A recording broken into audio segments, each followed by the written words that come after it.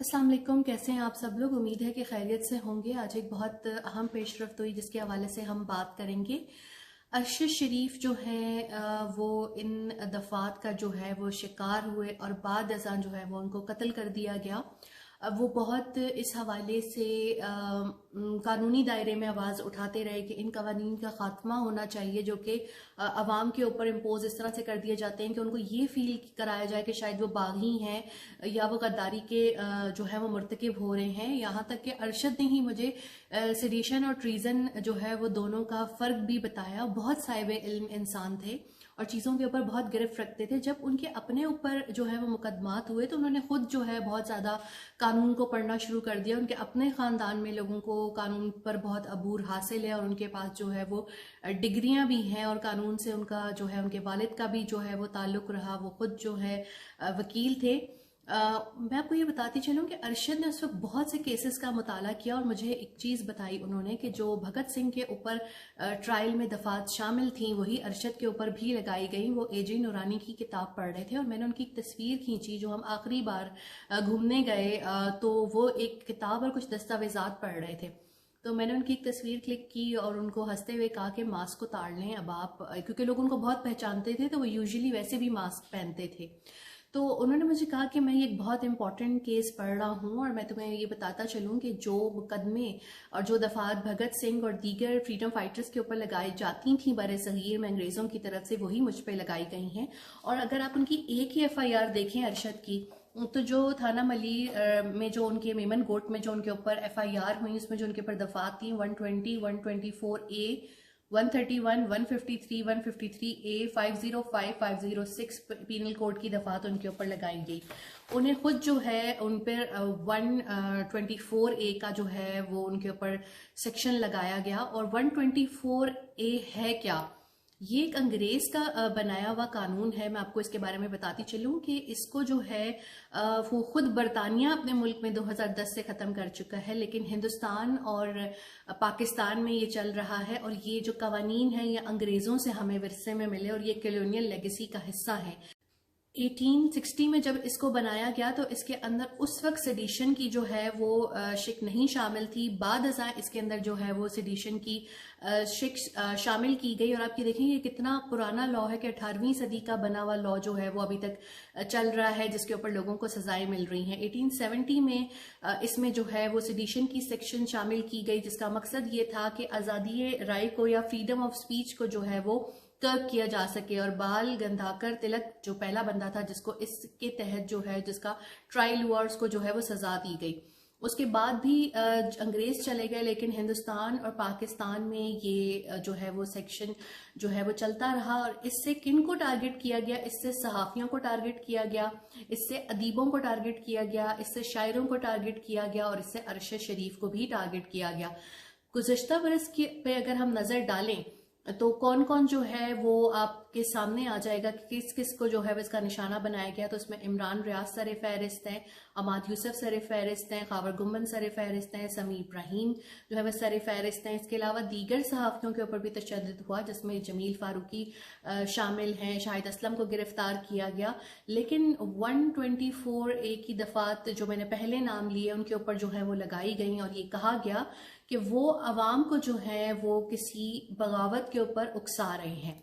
आज ये पेशरफ्त हुई कि इस को जो है वो कलादम जो है वो करार दिया गया है लाहौर हाई कोर्ट की तरफ से। इसमें वकला का बहुत अहम रोल है और अरशद की ये बहुत ख्वाहिश थी और अरशद का ही ये आइडिया था कि इस हवाले से जो है वो कानून साजी करनी चाहिए कि आप इसको कानून से ख़त्म करें। तो लाहौर हाई कोर्ट ने बगावत की जो दफ़ा है 124 इसको जो है ताज़रात पाकिस्तान से कलअदम जो है वो करार दिया है। जस्टिस शाहिद करीम ने सलमान अबूज़र की दरख्वास्त के ऊपर जो है वो फैसला जो है वो महफूज किया।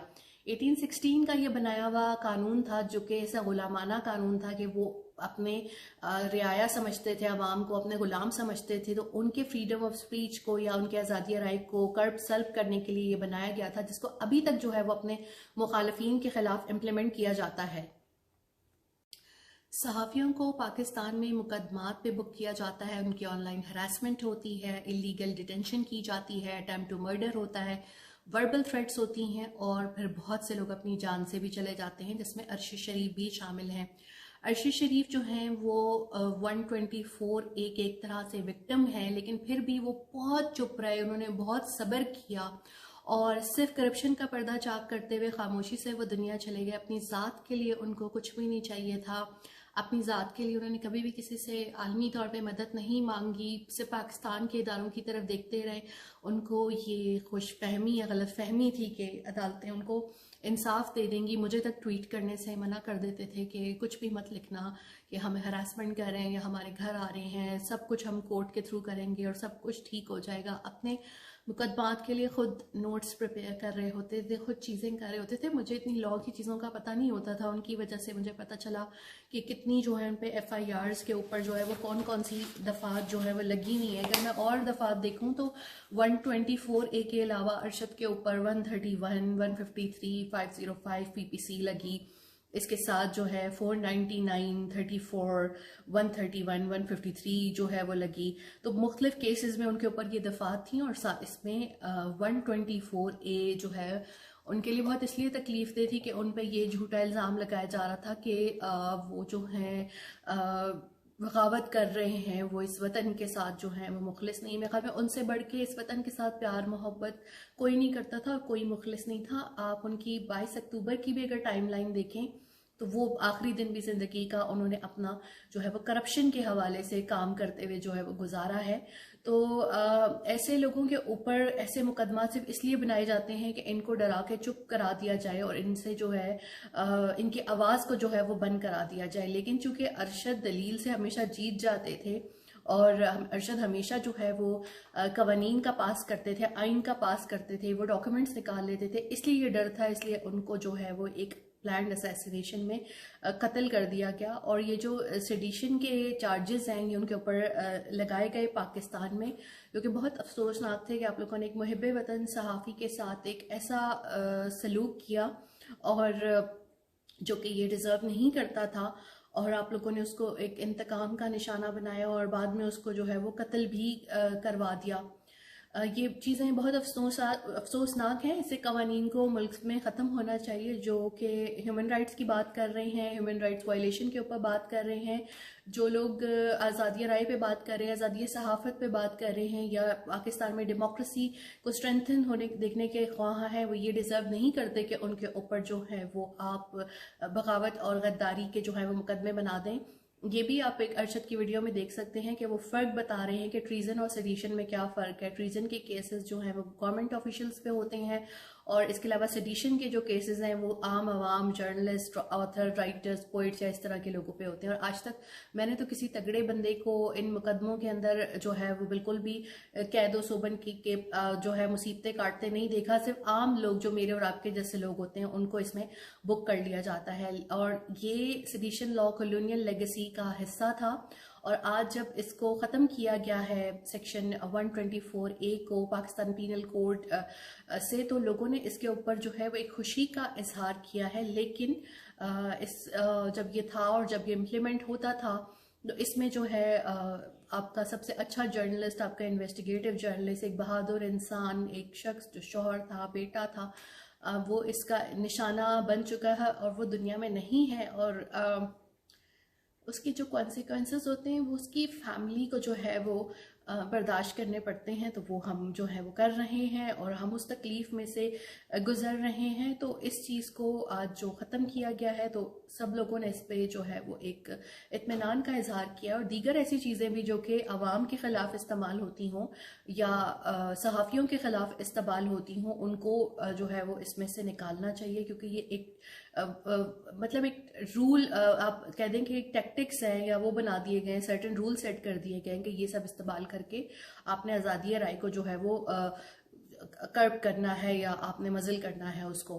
तो उसमें ये जो है इसमें अरशी शरीफ का एक बहुत बड़ा रोल है। वो इसको ख़त्म करने के ख्वाह थे, वो चले गए लेकिन उनका काम जिंदा है, और आज भी हमें उनका शुक्रिया अदा करना चाहिए कि उनकी वजह से जो है वो ये दिन देखना जो है हम सबको नसीब हुआ। मुझे इतनी अच्छी एडिटिंग तो नहीं आती, लेकिन मैं क्योंकि मैं खुद ही काम करती हूँ, मेरी कोई टीम नहीं है, मैं अपने आर्टिकल्स या वीडियोस में या सोशल मीडिया में किसी की भी हेल्प नहीं लेती और मेरा वर्क फ्रॉम होम ही होता है।